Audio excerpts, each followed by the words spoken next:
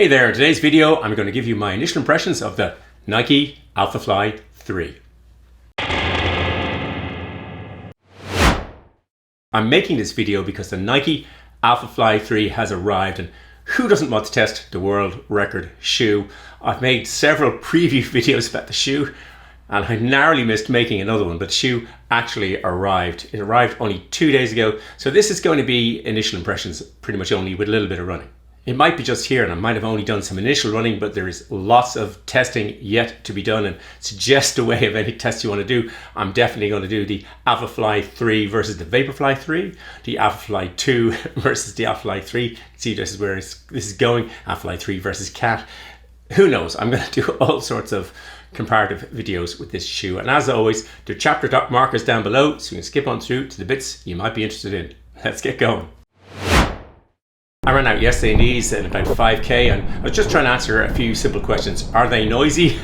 No, they're not like the first ones. They're not totally quiet, but they're a lot less noisy. Are they fast? Well, thankfully we had Kelvin Kiptum and Sifan Hassan to do that for us, but yes, they are fast. I'm not sure how fast on me yet. That's something that I wasn't able to get to the bottom of yesterday, hence more testing. Are they comfortable? Yeah, they don't feel like the Alphafly 1s and Alphafly 2s. These are, yeah, I really found these comfortable. Will I sag back in them like I did in the Alphafly 1? No, because they've got the increased stack height. Do they have the odd arch? No. People complained, I think, about the Alphafly 1. It was very pronounced, the Alphafly 2. This just seemed entirely normal. And I suppose that is the overall arching thing of this shoe, is it seems much more normal than the other Alphaflys. And that's probably no bad thing. The buying experience was deeply problematical. I couldn't buy them in Dublin in store, so I looked on the websites and I looked on the app, and I'm logged on to both with Nike. And so I turned on the website. They didn't say when they were coming, but on the app they said 8 o'clock GMT, January 4th, 2024. So at 8 o'clock, well, I've been logging on all through the night just in case. And at 8 o'clock, sure enough, there they were. My size, fantastic. Go to checkout at 8:01, get a checkout error message. Have to start again, having got approval by the bank and all that kind of stuff. And so back 8:02, I start again, they're sold out. So at that stage, I got an email from Nike at 8:15 saying that they were going on sale on the web. Click onto the web, and at 8:17, when I got through to the web, all sold out. So at 9:20, I started looking around on the web to see what was available on Google Shopping. 9:21, StockX had them in my size at €553. eBay had loads at 9:23. There was women's sizes were available, but you know, maybe there were too many alpha males. But either way, they were sold out on the Nikes. And I tried various sites. I went to the UK, I went to France, all around the place. I went to the United States just to see. They said they were coming soon. So I checked all around these things. But yeah, plenty on StockX, plenty on eBay. But other than that, they seem to be all sold out. It got so desperate that at 9:45 I even considered going on and buying an Adidas Evo Pro 1 Adizero, adios Adidas. There weren't any available there either. I've bought Springsteen tickets over the years so often that they sell out and then something comes available. And at 10:24 they came back on sale on Nike.com, at least in my size, UK size 12. And at 10:29 the order was confirmed, and here they are. And nope, it's not Photoshop, these are real. They're here. The shoes sold out really fast. I was also checking Tim Gross's blog posts on his YouTube channel, and I could see that a lot of people had the same experience as I had. They got to the checkout and then they got kicked out, and yeah, they were all gone in 2 minutes. And so there was articles. I saw one on the Daily Telegraph. There was various ones about how they sold out so quickly. I think it must have had something to do with the Adidas versus Nike battles of the last 6 months in marathon shoes, because there wasn't anything like that clamor or fervor when the Alphafly 2 came out. So that was a big thing. I wanted it early, particularly because I want it, if you're making YouTube videos, you want to test it as early as you can. And there'll be plenty of them out in time for the spring marathons that I will be doing. But yeah, I did want to test them early on, and I did kind of want them in this color because I have an Alphafly in this color. So I did kind of want that. But yeah, there's new colors coming, but not until the 7th of March 2023, which is quite the way away, and it's specified on the Nike app, so it's free to sign up. So if you really do want one, yeah, that's the place I'd be going. Nike are unusual in that they have two different super shoe streams, the Vaporfly and the Alphafly. The Alphafly has got pods at the front and is a bit heavier. The Vaporfly misses out on that and is lighter. And it's a kind of speed versus weight argument. And I'll go through that in the testing. But it is really interesting to see the differences between the two shoes. I really like the look of the Alphafly 3. I like the kind of streamlining of it. It's much more cohesive than, this is similar in some, and particularly in this colorway, the Vaporfly 3, but there's a sort of angular side to it mixed with some curves. This is a much better looking shoe, and this is the Proto version, which is in white, phantom, total orange, and black. One of the things about the Alphafly line is how big they are compared to particularly the Vaporfly. I'll show some shots here, but you can see how much bigger it is. And one of the things on the on this shoe, it says version 62 on the prototype shoe. On the Alphafly, on the Vaporfly 3, it's version 57. I'm glad they kept going for the more versions, because the upper on the, I've much criticized the upper on the Vaporfly 3. It doesn't stop it from being a really fast shoe, and it doesn't impede its technical performance, but it's awkward, and it's, you know, the Alphafly 3 is much more resolved, much better looking, more interesting shoe, if that matters to you. Nike say that the shoe weighs 218 grams, 7.69 ounces in the UK men's size 9, US men's size 10. This shoe is a US men's 13, UK 12, EU 47.5, CM 31, BR 46, CN 310 in brackets 2.5. In this size, it weighs in the left shoe 266 grams, 9.38 ounces, and in the right shoe 266 grams, 9.38 ounces. The Alphafly 3 has a 40mm stack height and an 8mm drop. Nike say this about the Alphafly 3. Fine-tuned for marathon speed, the Alphafly 3 helps push you beyond what you thought possible. 3 innovative technologies power your run. A double dose of air zoom units helps launch you into your next step. A full-length carbon fibre plate helps propel you forwards with ease, and a heel-to-toe ZoomX foam midsole helps keep you fresh from start to 26.2. Time to leave your old personal records in the dust. The Alphafly 3 is our lightest Alphafly ever, featuring a slightly wider carbon fibre plate for increased stability, a fully connected ZoomX foam midsole for smoother transitions, and an all-new Atomknit upper designed for improved multi-directional containment and breathability. Let's review the shoe and see if what Nike says is true. I'll talk a little bit about the upper now, the upper of the Alphafly 3, and compare it to the upper on the Alphafly 2 and to the upper on the Alphafly 1. They're all made of Atomknit, which I really do like, this sort of very ventilated fabric. They say it's softer on the Alphafly 3, and they're right, it is softer. Not hugely, but it is softer. But one of the things that is interesting is there's only one pull loop on the back. There isn't one here on the front. The lacing pattern is very different, and I'll show pictures comparing the Alphafly 1 and the Alphafly 2 by wearing them on different feet. But one of the things is this, that there's more of a crisscross in the laces on the Alphafly 2 and the Alphafly 1. These are sort of more parallel, which is an interesting approach. And also the eyelets go way further back on the foot on the Alphafly 3, certainly in particular to the Alphafly 1. They seem to be gradually moving backwards. I don't know why. Something that is of particular significance, I think, is that down here on the Alphafly 1, you can see there's a sort of lining under the knit, and it comes right round where your big toe would be. And then on the Alphafly 2, down here, it's there's just more of the knit.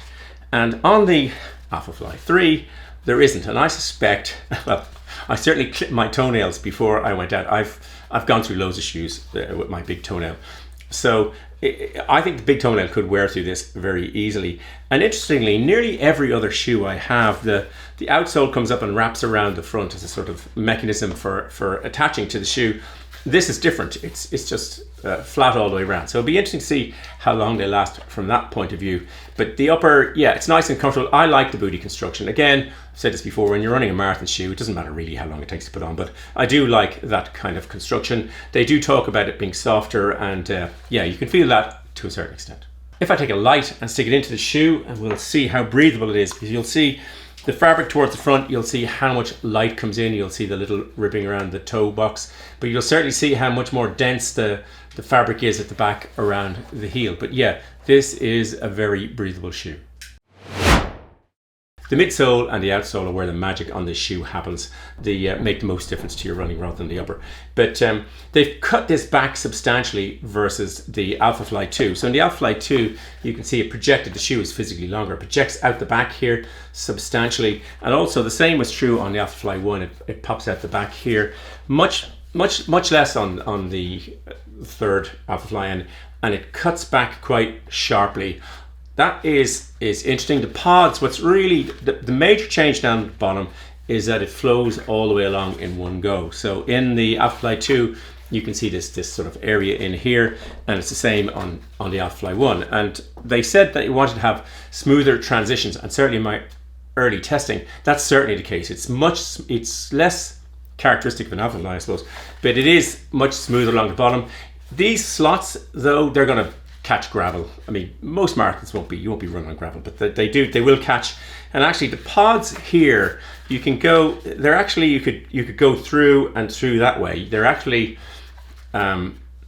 there's space all the way around them. They're not totally enmeshed in the foam. So that is actually an interesting thing. I'll pull some shoelaces through, and you can see me pulling through. But effectively, yeah, the pods, it's a different kind of construction at the front. I thought that they might have moved them slightly in the measurements. It doesn't seem like they have. They don't seem to be further back or further forward.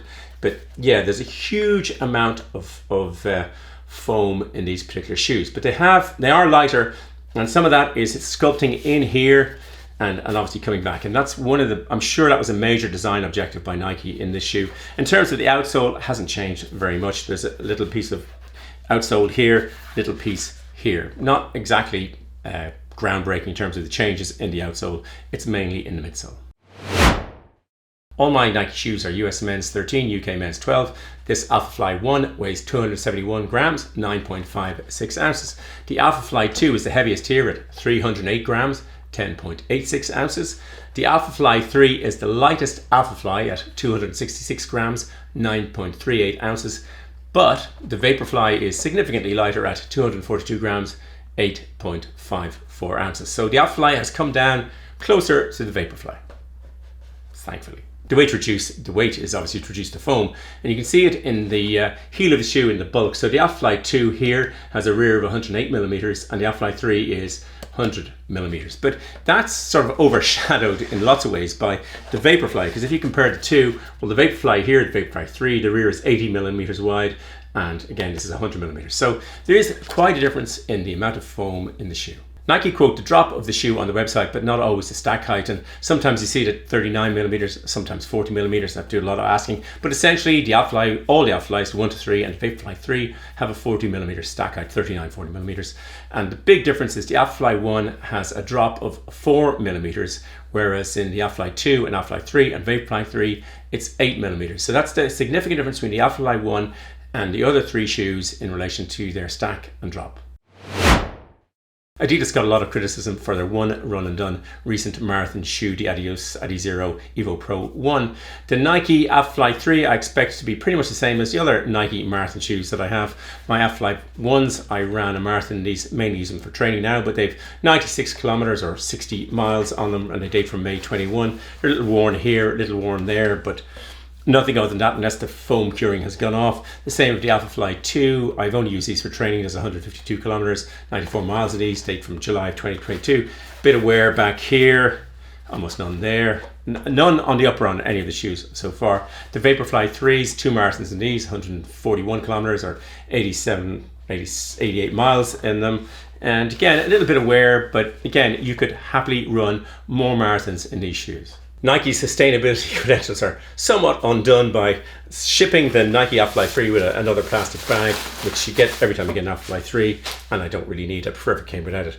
And then this ginormous box, which on the front of it, it says move to zero. But look at this is the size of the box, they send in 2 boxes, the inner box and the outer box. But the outer box, this is the size of the outer box, with its move to zero proudly displayed on it.